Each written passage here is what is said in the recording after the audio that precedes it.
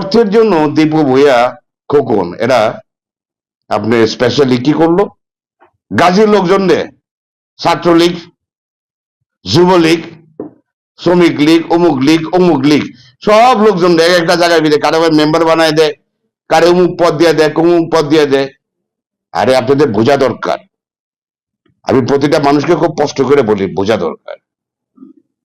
গাজী আপনি দীপু ভূঁইয়া খোকন নারায়ণগঞ্জে যারা আছেন, মাথা যারা হবেন, এদের প্রচুর ইনভেস্টমেন্ট করতেছে, বিকজ ওরা এত হারাম কামাইছে, এই হারামের টাকাগুলোরে বাঁচানোর জন্য তারা কন্টিনিউয়াসলি ইনভেস্টমেন্ট করতেছে।